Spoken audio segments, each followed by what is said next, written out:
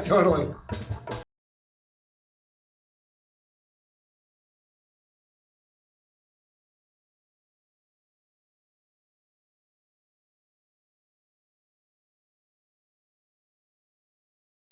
Okay. Hey, it's 3 o'clock, and I'm a big fan of starting on time and let everyone else filter in when they're going to filter in. All right, so hold on, let me shut off the music here. Not shut off the recording.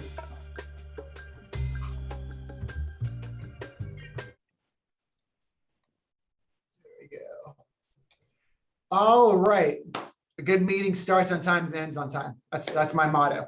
Okay, first things first, do we have any fun stuff to share? Anybody want lessons about finances, calculating your net worth? Well, I had one I sent you earlier, Ed. Oh yeah, that was yeah. Run that by the group. I'd love to see everybody else's opinion on All that. right, yeah, like I haven't, like I've already started like half of it, but I haven't finished it yet. So back in, right before the pandemic, I put some money into Disney, but I only had like a few $100 left, so I only got like 5 shares. My car payment to pay off my car is $1,300. With my normal payment of $500 a month and the shares I had at Disney, I can pay it off. And I was just trying to figure out if that was the right move to eat it now and then have that extra 500 for the next couple of months into the new year. I love it. So here's my answer to that. And David, I'm sure you're going to have like a more sophisticated answer to that. But I will tell you, like, whenever I have a decision like this, there's always the right answer, dollars and cents wise, right? Which would be like, you figure out what is the return on your investment for the Disney stock, and then you figure out what is the interest rate on your loan, and you calculate it out that way. That's one way of getting an answer. But then there's also like the psychological way of like, because if it was me, and say this is this your only foot in, is this your only investment right now? Is this your only foot in the game? No. It's only, this one's only 5 shares, but everything else is like at least like 100, 150 shares, 200. So this is the one that I could like actually pay it off, and it's kind of stuck in the same area between 175 and 185. And they made huge announcements, and it's not going to go anywhere. And I'm already up 88% in the stock. Yeah. So I was just thinking if it was, if I wanted to pay off the car or roll it into a new stock to keep my investment, like pay off my debt on my car or keep any money on a new stock. Yeah, it's a totally valid question, right? So there's the dollar and cents wise.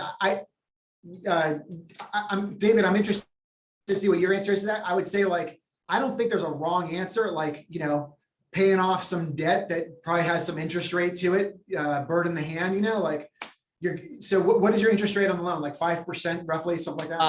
4.99. I didn't refinance because I was so close to getting it paid off anyway. So, you can pay it off. You got a guaranteed 5%, and it's just one less thing out of your brain. So like psychologically, you've got one less thing that you owe, right? So certainly nothing wrong in taking that route. You could also like for me, if I only had like one investment and I had debt that was an equal amount, I might be tempted to just keep the investment just so that like I feel like, I don't know, that I'm growing. There's some reasons sometimes why you don't necessarily follow the exact dollars and cents, if you're following my thinking there. Yeah, the Disney stock is kind of just at a standstill. So even if it jumps to $200 a share, I'm not making that much more money at the end of the day. Yeah. Like it would just be a hold. Yeah. Any thoughts, David? Yeah, well, with my experience in financial consulting, I always ask about how you would feel about that. If you sell it and pay off your car, does that feel to you much better than having the stock? Or Well, I mean, like, I'll be honest, I've already sold this stock. I just haven't transferred it out of my I see. account yet. I mean, yeah, it got to a point and I was like, I'm just gonna do it. But like, now the question becomes, do I just reinvest it into a different stock or do I pay off the car? Paying off the car would feel good because it gets me out of debt and I'm not really losing anything. But the chances to roll it in and having a lot more, you know, the cash flow that could go into a new stock would be a lot better. Are you saying that you only have 2 payments left? 3 technically. Okay, 3 payments. So, So the stock would take care of 2 and then my normal October payment. okay. If you pay the car off right now, what would you do with those 3 payments that you had to pay? Well, that would be simple. I mean, I would put that towards my credit card debt. You know, that's an extra 500, but just goes towards paying off my higher debt on credit cards. Well, I mean, here's your answer. Basically, based on what I'm hearing, because I don't have the your whole financial picture in front of me right now, but based on what you're saying, if you are actually paying off debt, I am really, really against having consumer debts because I think it's just a waste of money and the interest that you're paying. There's no point having it. If you could take off that investment from Disney and pay off your credit card, which has a higher interest rate, most likely, as opposed to your car. Yeah, I thought about that as well. But just because even though it has a higher interest rate, I'm continually putting things on it as far as like real estate, you know, Supras and everything like that. So it's not going to be completely paid off. So I figured if I pay off the card, then that's money that can, you know, more money that I can put towards that and pay it off and then get to that point where I'm just paying off the credit card every month. Well, yeah, I mean, there's different approach, different school of thoughts. Some people say, like, for example, Dave Ramsey says, always pay off the smallest one so you can get rid of it and get off your mind. So that's one approach. That's what you're saying is basically paying off your smallest amount, which is your car, and that be off your books. And now you are going to tackle the other one. Is that your approach? That seems where I'm going, which is I normally don't agree with that approach, but Yeah. where I'm at, that seems where I'm going. Yeah. Well, you know, I personally feel that, you know, it all, since you already sold it, is probably better off, you know, from what I'm hearing from you, is better off to pay off the car. So that's what I would do. And then not replace that payment with another payment Oh yeah, no, by like adding to your debt. literally that all I caveat have into it. With that caveat into it. right. I have my American Express card, which is the one I have debt on, and that's it. After I pay off the card, that's all I have. Okay. So, thank you. Good stuff. What else? So, okay, we had a bunch of people here, some of which we got a couple new faces. That's cool. Welcome, welcome. So this group, we've been kind of going along here for the last couple months. To get up to speed, there's a Facebook group that corresponds to this investor group. Let me get you all the link to that. If you want to join the Facebook page, which is where we post a bunch of the resources and stuff, bear with me a second. I'll get you the link. Here it is. Do we have anybody who's good with graphic design? Anybody who likes graphic design kind of stuff?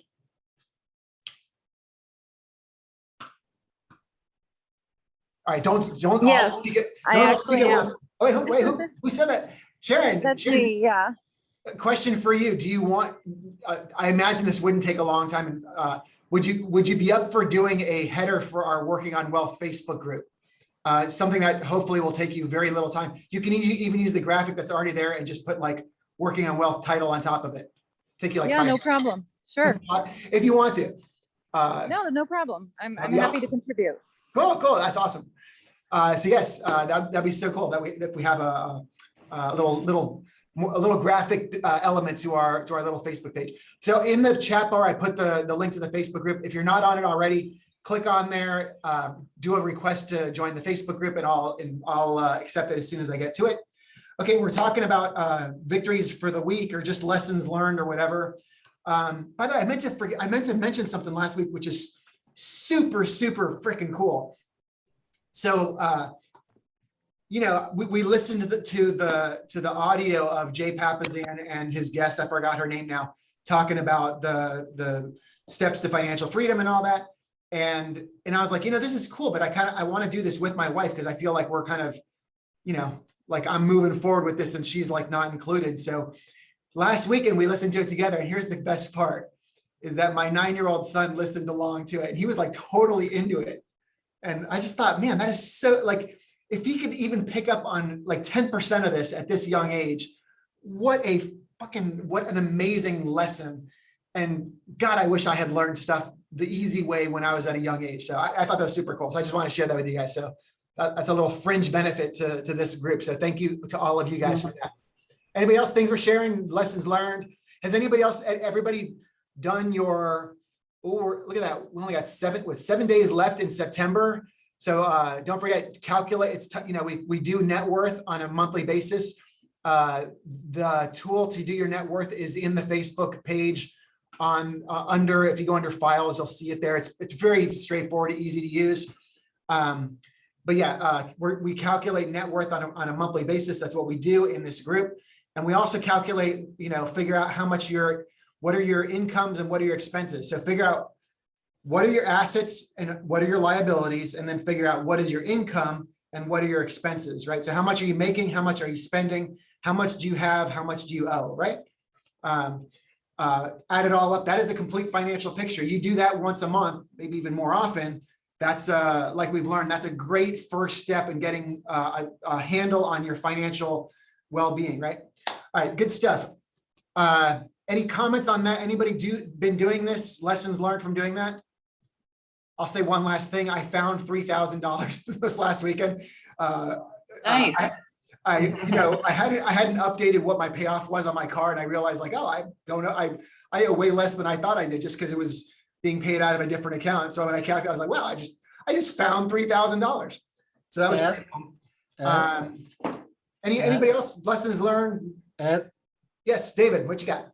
sharing is caring, okay? The $3,000. Yes. I will give you a ride in my car sometime here, and we'll call it. Anybody else? Hey, Ed, I'll share that. It's Ray. Yeah, please. I was on Brokers today, and for Redondo Beach and Torrance area. In fact, I couldn't believe how long the inventory now is. Today it was like 19 properties at Redondo Beach, 8 properties in Torrance. And I went with a fellow agent, Ralph, and we do our brokers together every week. And we were looking at like certain houses in the neighborhood that was like whether it's a few houses away from the actual brokers itself, the listings. And then we kept saying to ourselves, God, that'd be a great house to flip. It's run down. And I go, yeah. And I go, I'm learning that with, on our calls every week. But it's interesting. But I hope to, as a new student on this platform, is to be able to learn, how to analyze a property and what's involved as far as the actual financial breakdown and what's needed and so on. So I just thought I'd share that with you. I'm now my mind is just so aware, and I'm picking up on things and seeing what's around me when I go on these brokers and just look at properties that are run down and say, oh man, that's a good opportunity. Now, don't get me wrong. I'm talking about still a $1.5 million property that would be a flip, and we saw that today in the Torrance up in the PV area. So just to give you that feedback. That's awesome. That's super cool. And by the way, there are many people who do what we're starting to do in this group here, and they drive by, and when they see a place like that, if they have the time, they will literally park the car, jump out, knock on the door, and just be like, hey, I work with some investors. We're looking in the area, and I was just wondering, would you guys even consider an unsolicited offer. It would save you money because you wouldn't have to pay for any realtor fees or anything. Would you even consider it? And there's people who do that all the time. Now, you're going to get a lot of no's, but every once in a while you hear somebody say, yeah, I have no idea if I'd accept it, but tell me what you got. And if you don't have the time, just write down the address and deal with it later. But that is the best, well, one of the best ways to find, and we're gonna get to that. But that's one of the ways to find properties is if you want to find off-market properties, that's the way to do it, is you just knock on some doors and find them the old-fashioned way. Yeah, absolutely. I mean, yeah, and that's a good point as far as knocking on the door. But what I would do is, like you said, I jot down the property name, and then I'll just go my title rep and get the information, and then I'll have that same spiel, my same script to them. So, yeah. But like I said, I'm excited about this because I want to really learn and really dig deep into this. So it'll be awesome. Good stuff. Love it, right? Anybody else? Any comments before we jump in? Okay, so today we're reading, we read, hopefully you guys read it, and if not, that's okay. You can join us along the way. We're in this book, Millionaire Real Estate Investor. We're on page 75. We're talking about Think a Million. I won't talk about what we've already read and what we've done. Anybody who's on the call, if you haven't been in this group before, just if you want to stop by KW South Bay, I have a bunch of extra copies, as you can see right here. You can have one of them. Just stop on by and I'll give you one. Just buy this book. It's available anywhere, Amazon, bookstores, all everywhere. Millionaire Real Estate Investor, and we're on page 75. You can catch up. We're talking about Think a Million. Anybody read? Anybody have any comments you want to talk about from the reading? And then if not, I'll start going through. We're going to do an exercise from it today. So here's the plan for today, by the way. We're gonna talk about what we read in that. We're gonna do an exercise from what we read, and then we're gonna analyze an actual property that, in fact, we're gonna do something that I'm doing for an actual client. Okay, so anybody read Think a Million, the first part of it, and any lessons from it so far? I think one of the main thrusts was to think big. Yeah, right. That's great, Camille. All right, here's kind of like my bullet points from what I highlighted. Okay, 75, right? He talks about, it's my belief that the pursuit of money is actually a spiritual journey. I highlighted that. I was like, oh, that's interesting. Later on, he says, money, what you do to acquire it, how you hold on to it, and what you do with it reflects your innermost values. I thought that's pretty neat. He goes on, I've come to think of money as being about having choices. Typically, the more money you have, the more positive choices you have. ... Further down, he says, the way they earn their money mattered, and that mutually beneficial deals, a reputation. So he's talking about great investors. Mutually beneficial deals, a reputation for honesty and fair dealing were essential to the fulfilling pursuit of their financial goals. The further they progressed, the more generous they tended to be with their time, money, and financial wisdom. They talked about the satisfaction they received not only from successful deals, but also from saving people from foreclosure, putting people in affordable homes, and turning downtrodden properties and even neighborhoods into places where anyone would want to live. They also related how the success of their personal investing had created income and opportunity for their colleagues and partners.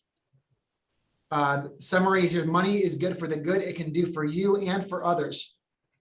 Financial wealth building is also about personal growth. Along the way, you'll discover that you have to acquire new skills and greater wisdom to keep moving forward. The simple truth is that if you don't grow personally with the growth of your fortunes, you're unlikely to enjoy them for long. And then we've talked about this numerous times. True financial wealth, where you have accumulated assets that deliver the passive income necessary to achieve your personal mission in life without having to work, right? So there's a definition for financial wealth again, which we've heard several times. Okay, so we're going to skip ahead to 7 ways millionaire real investors think. Something else I highlighted was becoming financially wealthy represents an Everest, a Mount Everest of sorts in the world of money. The journey is big and can be long, sometimes trying, and often extremely difficult, but It is always worthwhile, always. Consider this chapter, Think a Million, as your financial base camp on the path to climbing the millionaire mountain. Okay, so now we're talking about Think powered by a big why, page 79. The primary characteristic I have found in the lives of high achievers is that they had a strong drive to succeed.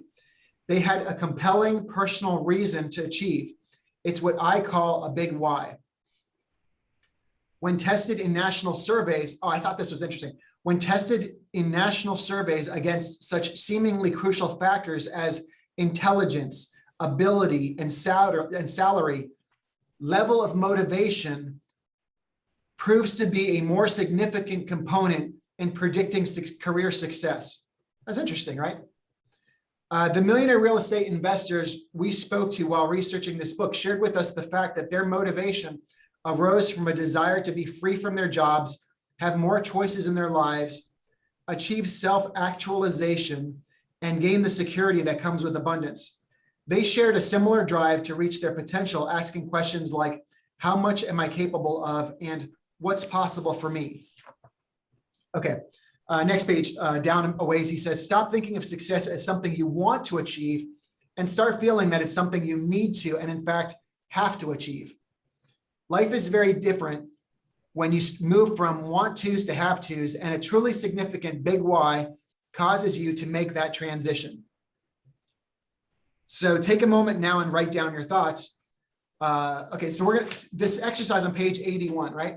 And you guys, by the way, for Keller Williams agents, you guys will recognize this if you've ever taken Ignite. In fact, I think it's also in bold. We're going to talk about our big why. So hopefully you guys all have paper and pen because we're going to spend a few minutes and we're going to write down our big whys, right? So what I did when I did this is I did this in a word processor. I did it in Microsoft Word. So I just did bullet points and I just started writing down, why do I want to achieve what I want to achieve, right? And just bullet point it, I'll give you some of mine, but figure out which ones are yours, of course. Let me see if I can find it. Reasons.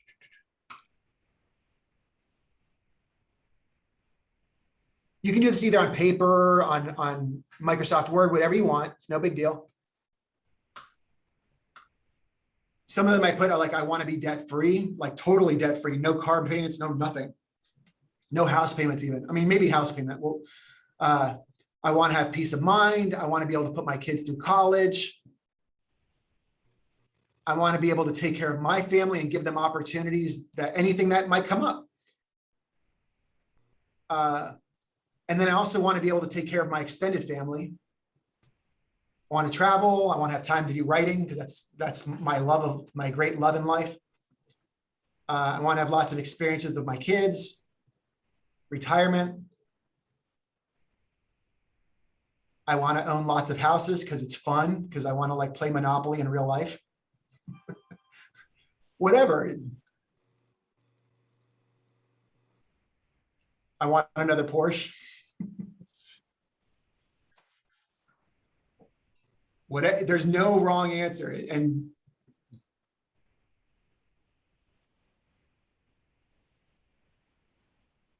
okay, so Susie, I'm at the Keller Williams South Bay office. I'll put down the address, 23670 Hawthorne Boulevard.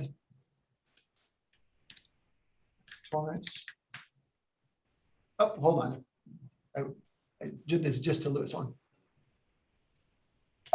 Okay, hold on a second here. So I got two questions. So while you guys are doing that, I'll answer a couple questions here. The book is called Millionaire Real Estate Investor, not to be confused with Millionaire Real Estate Agent. One is red, one is blue. The red book is How to Be a Great Real Estate Agent. We're talking about investing, being a great investor. Millionaire Real Estate Investor, it's blue. And okay, so that's that. And then here is my, oops, no.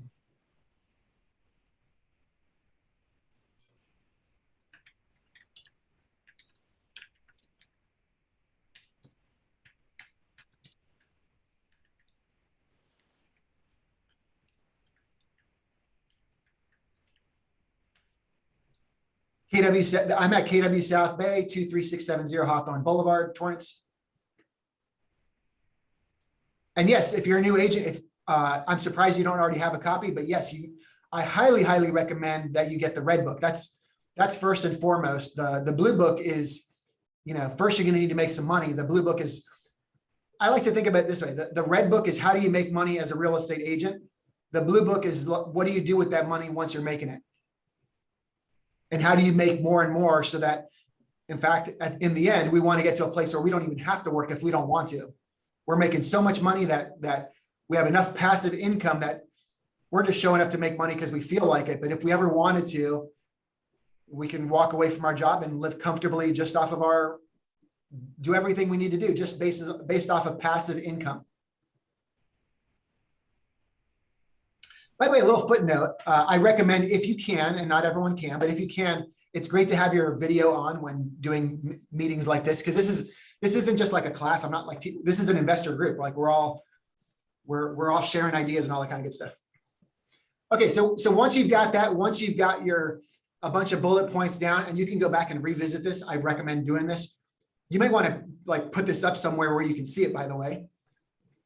What you do from there is you start hierarchy, which one's more important. So start putting them in priority.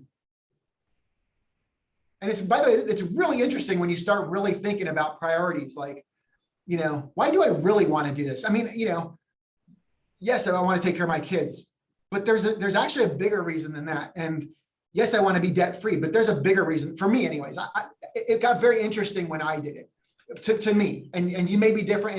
There's no right, as we're going to talk about, there's no right or wrong answer. It's all about what is going to fuel you. I remember as a coach, when I used to coach real estate agents, I would tell them, I don't care in the slightest what your big why is.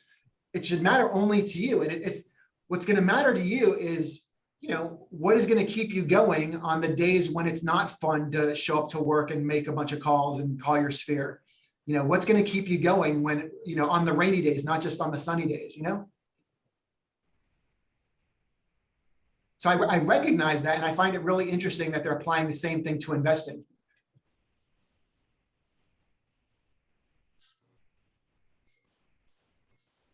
How are we doing? Does everyone feel like you got a kind of a good first pass at it?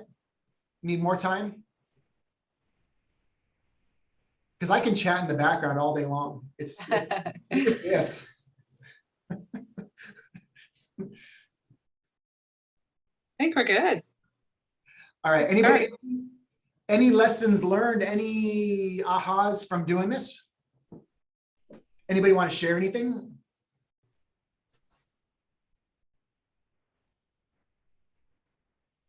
I mean, I think it all leads to a bigger why. I think, it's one thing. I think you start sort of like, I want to pay off my debt, credit cards.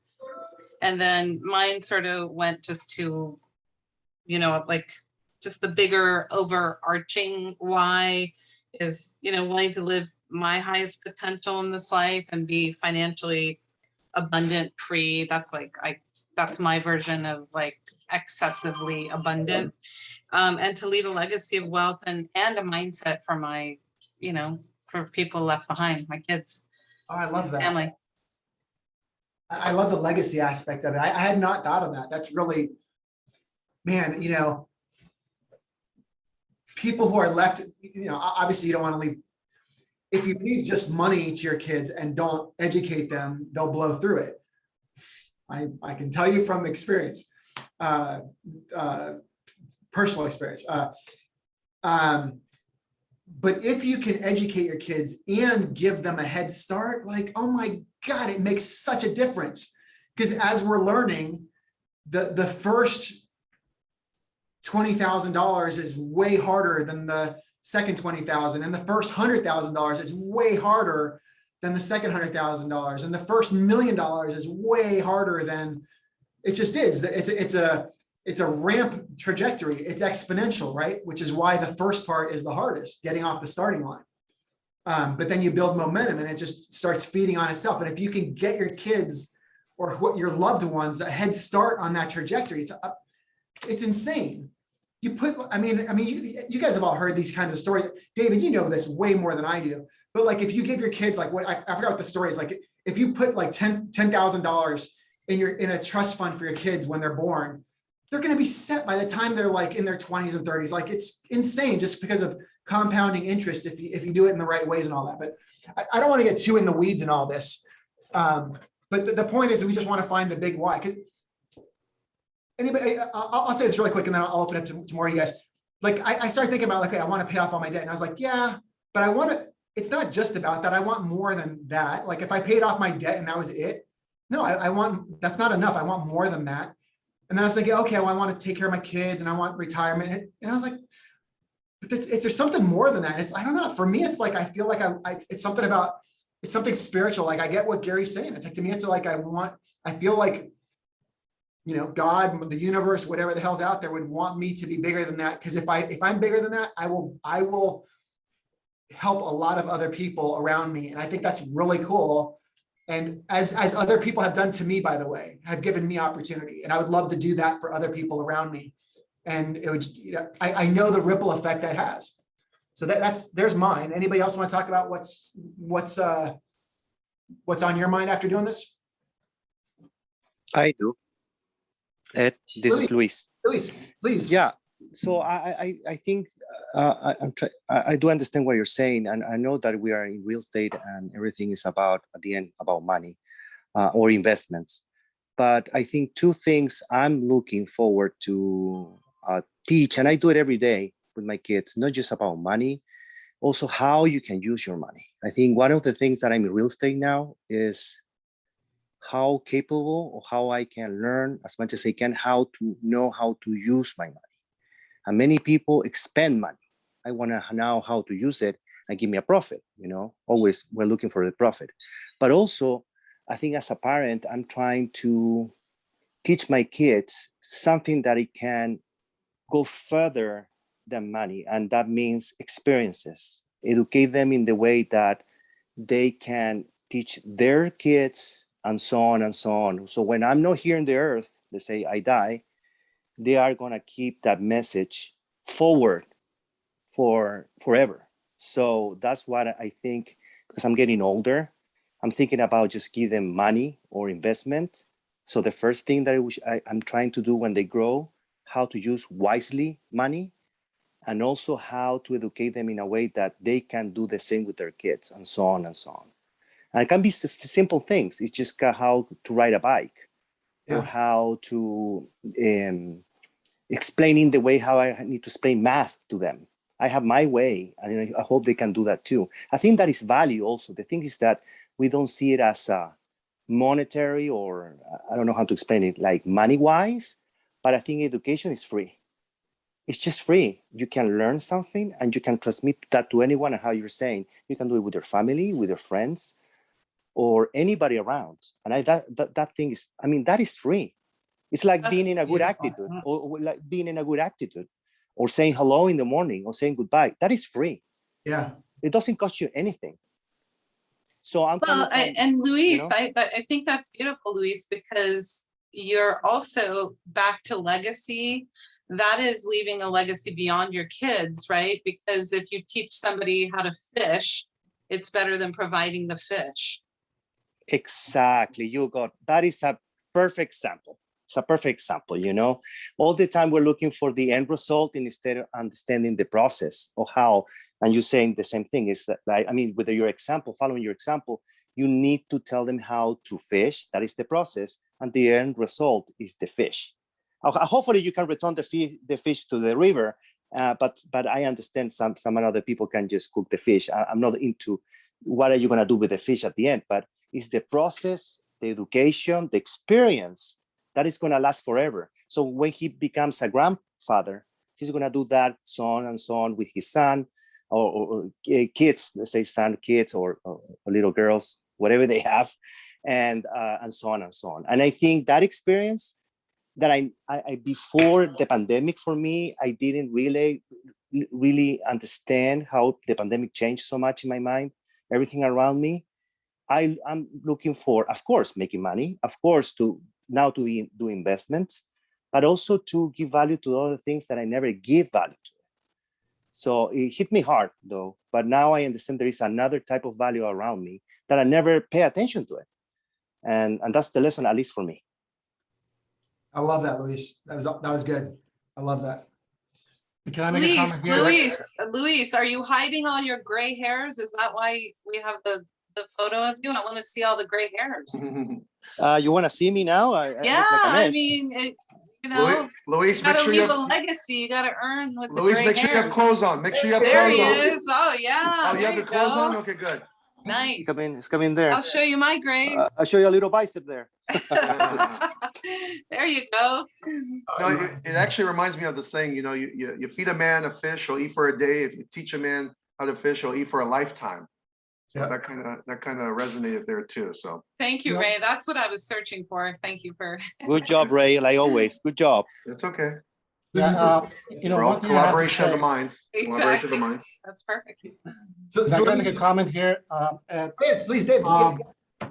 You know, I have a 28-year-old and I have a 25-year-old, and both of them are basically grown and they're working and they're very successful at what they do and manage their money. So it's all about most of us will learn by modeling. You know, who your model is, who you actually see every day, day to day, and what they do in all aspects of life. Doesn't matter if it's money or if it's diet or anything. It doesn't matter what it is. Just modeling is one way of learning. What I tried, me and my wife, we tried to actually model all these good behaviors since they were young. Now, being wealthy is not really physical, is a state of mind. Okay, and I can say this, that poverty also is a state of mind. Is how you think and what you believe in, how you were brought up is really important. And you know, what I did with my kids, I mean, I even was so present that when they got to be 18, when I was leasing a car, I put their name on as a co-owner on the car just for them to have credit. The first car they bought it on their own, not even as a co-signer, because they already had a tracking record that, hey, they have this credit. So the fact of the matter is that you have to teach them. And one thing that I try to do is that in this society, we all live by immediate gratification. We want everything now and everything to be present for us. So I try to actually be present and not to live by immediate gratification myself. And you know, we just basically work for what we actually want or need. We don't just get into it by using our credit card just to get that item. We work towards it. And so they actually modeled after us. They do the same thing. They don't really go out there and do the things that most people do. So this is what I did with my kids, and this is my experience. That's awesome. I love this, you guys. You guys are throwing out pearls out there. I hope everyone's appreciating as much as me. All right, let me jump in here because we got some stuff to cover, and then we're going to jump into this real life example. Okay, so on page 82, Gary goes on to say possibly the most tangible gift of having a big why, like we just done here. And by the way, he says you should prioritize them because in the end, you should have one that kind of overarching theme that's going to motivate you, supported by a bunch of smaller whys, he called them, underneath it, right? Possibly the most tangible gift of a big why is that it requires and enables you to prioritize your needs as well as the choices and actions that will fulfill them. Simply put, when you say yes to one thing, you're clearly saying no to anything that works against it.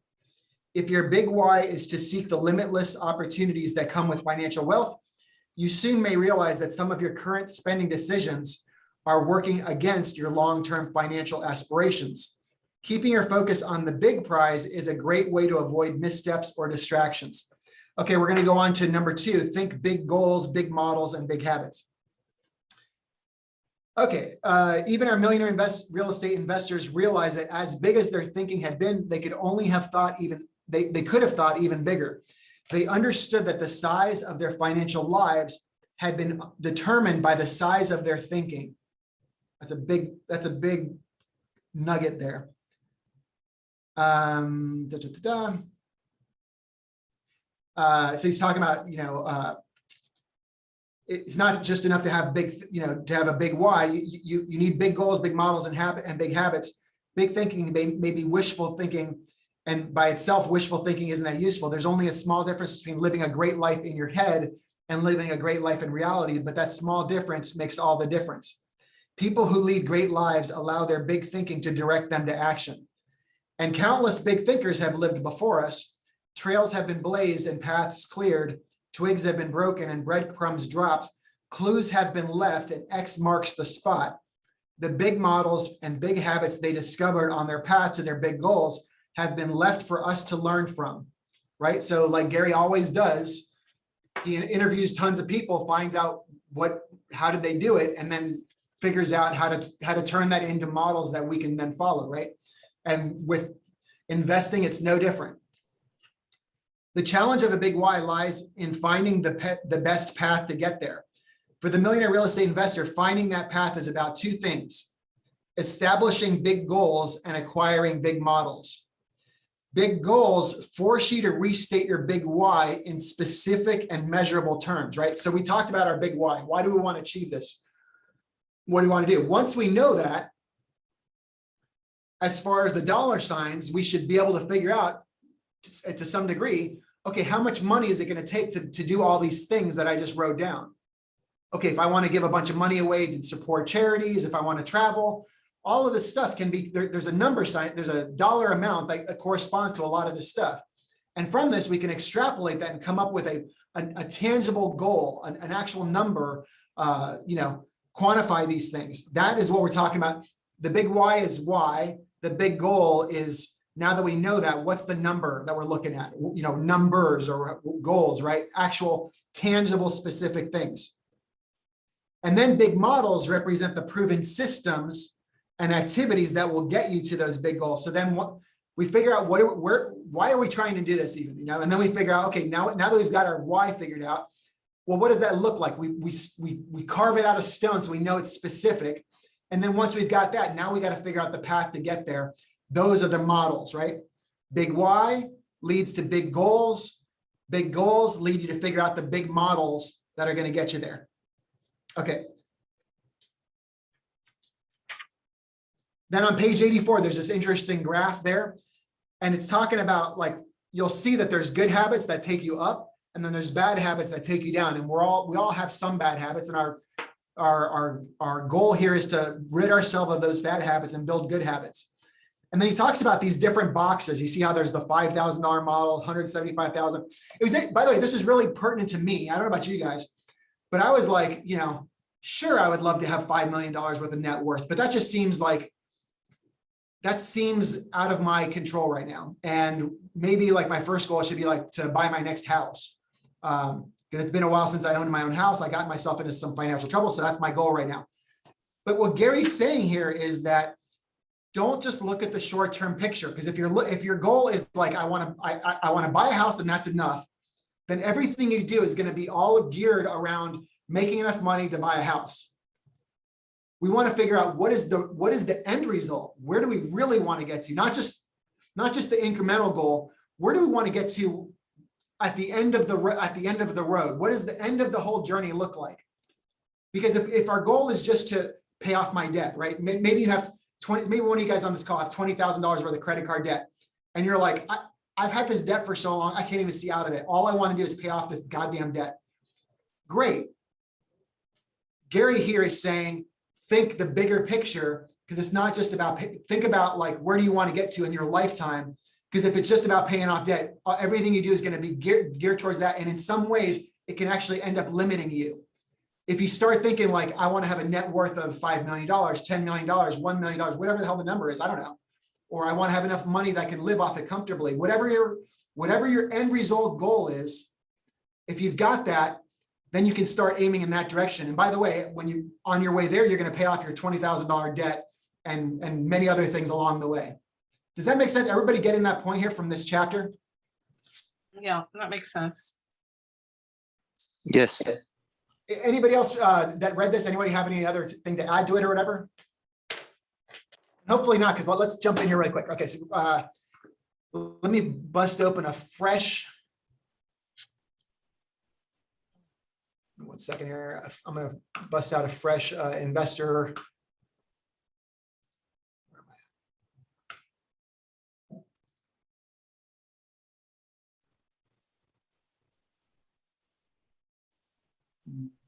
Is this right?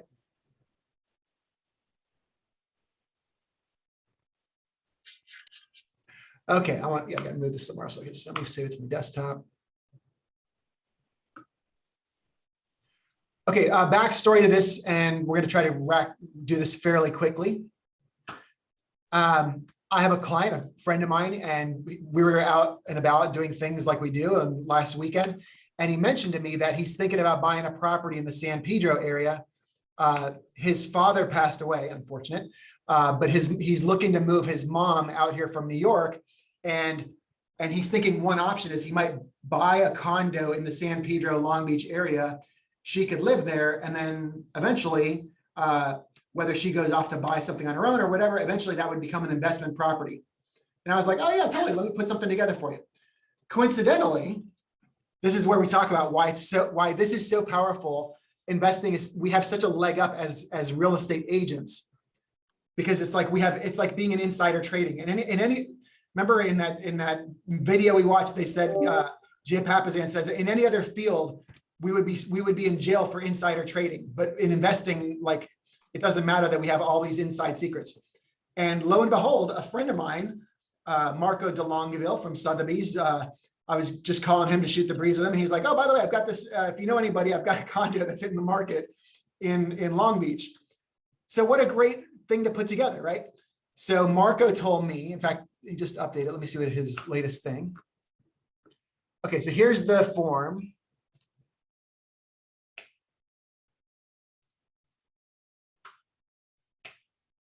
Here is our investor template. This is available. It's on the Facebook group. It's also available in the Keller Inc. website that corresponds to the book. But this is we're all going to get to know this very well, and you guys are all going to be filling these in, many of them, many times over. So here we go. Here's where we're going to start. Okay, so his name. This is for Matt Ennett. Matt and Danielle Ennett. I don't know the address yet. They're going to list it at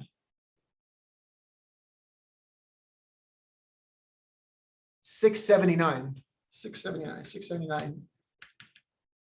Let's assume that fair market value is $679. As we said before, now again, for this sheet here, we fill in the white part, the yellow parts are formulas that we don't edit, right?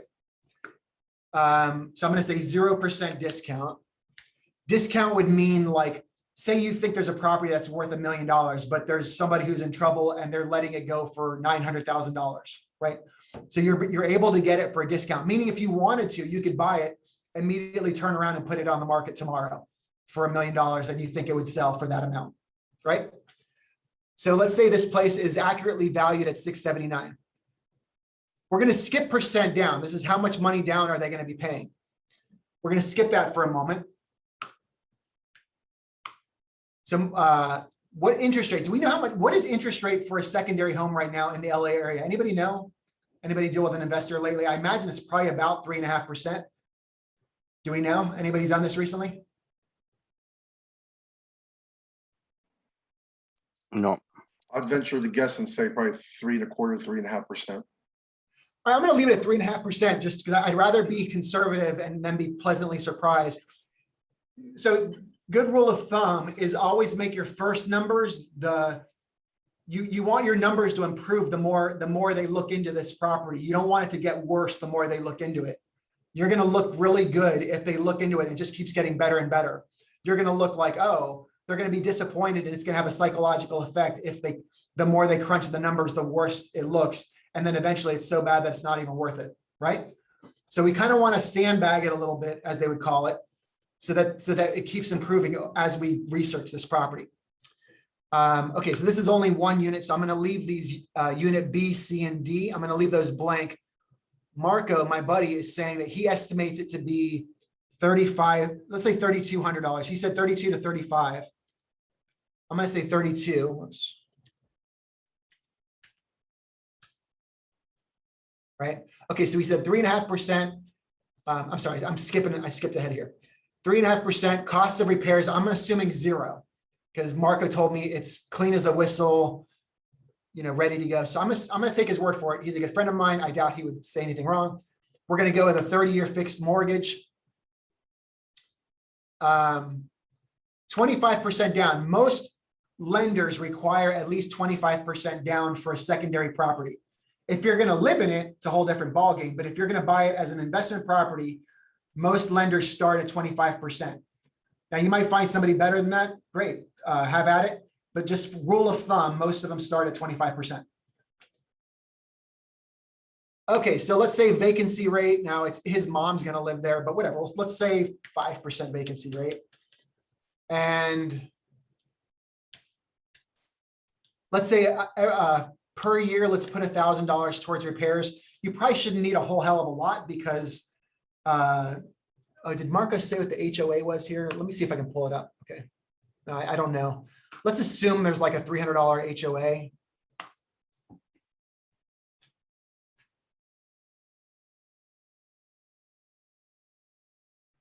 Which would be $3,600. That goes down here under. Okay, let's kind of walk you through here. Property management fees is how much is the investor going to be paying on a monthly basis towards a property manager who's going to be maintaining it, all that kind of stuff, taking care of it, coordinating any repairs or whatnot. We as agents, if we're going to be doing our own investment property, we pay 0. Another insider trading type thing. I mean, it's not really insider trading because we're just doing the work, but we have a leg up. We have all the tools to do the work efficiently. Leasing costs is how much is it going to cost to find a tenant to put in there. This is also typically the going rate is about 5%. But again, if we're an agent for our own property, we pay 0. That's why it's so awesome for us to be buying property. Okay, so anything towards utilities, typically not. If we assume it's going to be always rented out, your tenant should always be paying for the utilities. But this would come into effect if you knew some place was going to be vacant, or say you had like a 4-plex and there, everybody was on a meter, but then there was a 5th meter that was for like the common areas or that kind of thing. That it could come into play, right?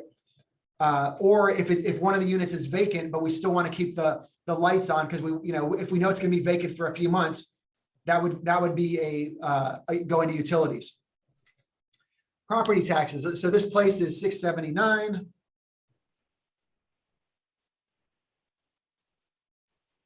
Times 1.1%. You guys remember from real estate school, property taxes get reset to 1% of the purchase price, but there's always some like weird accessory taxes, let's call them, that add up. So 1.1% is a good rule of thumb in these parts. Insurance, now this varies widely, and I'm going to guess here, and I'm going to say $500 for the year. Oops, not 50, 500. This varies widely. If I had the time right now, I would run this by an insurance agent before I send it to my friend. But here you go. This gives you a good amount, right? So my friend Marco is saying $3,200 to $3,500. So if we let's take a look at what we've got here so far. So we've got pretty much a snapshot already of what this property is going to do. I think your insurance is probably low. Yeah. Should we say 750, 1,000? No, I mean- actually, Ed, Yeah. since this is an HOA, most likely the coverage is with the HOA. All you have to do get an HO6 policy, which is about maybe $200 or $300 a year. That's right. That's right. So that's right. Because you lose out because you got an HOA. You win because you don't have to cover the insurance as much. Oh, okay. HOA, got it. So, because the HOA is going to pay for covering the building and all the major expenses. We just have to get a separate policy that kind of covers us for some liability stuff. there's some very specific things that it covers. It's a little accessory policy for us as an owner of a unit that's gonna be rented out. So here we've got a snapshot of this. Now, you can see, so here's the net cash flow. If we put 25% down on this property, are we gonna be making money per month? Nope. No, we're losing. We're losing almost $3,500 a year. So let's see what we can adjust here. Let's put this at 3,400 because he said it was, oops. Well, already we're pretty close. And let's suggest that they put down 30%. Hey, look at that. There you go. That's kind of at a snapshot what we're looking at for this property.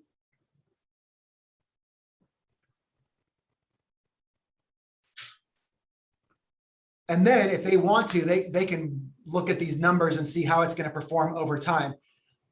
So here's kind of like, and I got to wrap it up here because I've got a coaching call at 4 o'clock. But here's kind of what, so like real world example, I save this. I'm going to literally send him, well, I can't send him the property. It's not on the market yet, but could I find him a property that's on the market? Yes, but I want to show him something that's off market. Why? Even if it doesn't even match what he ends up looking for, because it shows that I have insider information.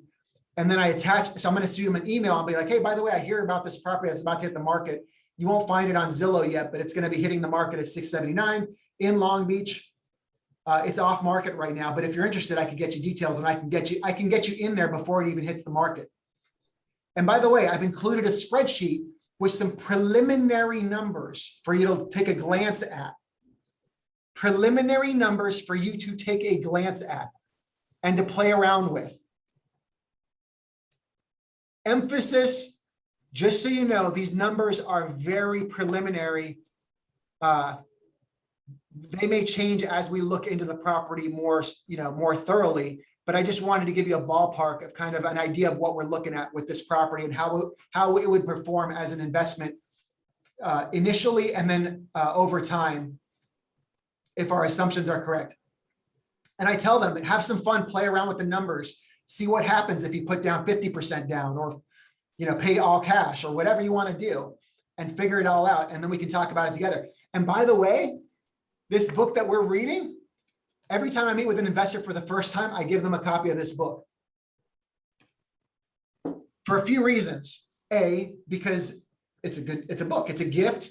And it's just a great thing when you meet up with someone for the first time and you give them a gift. They love you and they're just like, it's a sign of respect. It's a sign of, it's an offering. Like, hey, we're going to do business, guy. I just want you to know, I respect that. Here's a book that'll help you out in here. I know there's lots of investing books out there. This is the one I like to use. And then you tell them, if they start to read it, they're going to come across everything in here. They're going to start to be speaking the same language. So now I would prefer for them to be using this spreadsheet, not some other one that they found somewhere else, if possible. If they found someone online somewhere, that works too. But I would, if at all possible, I would like to get them on this one, not some other one. That way, because I'm already familiar with it and we're going to be speaking a lot of the same language. And by the way, the book is really good and they're going to be a better investor for having read it. And so when I send them an email, I show them something off property. I give them this preliminary spreadsheet. What is going to happen in their mindset? What are they going to be thinking? You're an expert. You validate your expertise and your worth and your value. They no longer think of me as someone who's there to open the door as they look for their property, right? Which is, by the way, how a lot of people think of, especially how investors look at us a lot of times. We're in the way, we're a necessary evil, that somebody that they need to open the door. And all of a sudden they're like, wow, this guy's not just somebody who opens the doors. He knows what he's talking about. And, he has some level of expertise at least, right? So good stuff there. This spreadsheet that we just filled out, I'm going to throw it on the Facebook page so you guys can all take a look at it and play around with the numbers that we were just looking at. And we'll continue again next week. If anyone wants to take this spreadsheet and do it for some other property, like just pick something out, anything. If you want to do that and share it with us next week, that's awesome. You don't have to, but if you want to, that'd be cool. And yes, I'm going to put the spreadsheet up in the Facebook page. Great, thank you. All right, guys, I gotta run. I will see you all next week. That was a And lot. what are we reading in the book? Is there some? Oh, pages? yes, just continue where we left off. We're still in Think a Million. Let's see if we can get through page like, 86 on yes. Let's or see if we can- 87. I don't know. I don't want to give us too much homework. Somewhere like around page 100, where page 97, there's a good spot to start, just to stop. We'll just read one paragraph. That's our homework. There you go. Okay, cool. Don't hurt yourselves, people. All right, guys, I gotta run. I love you guys. Hey, guys. Okay, bye.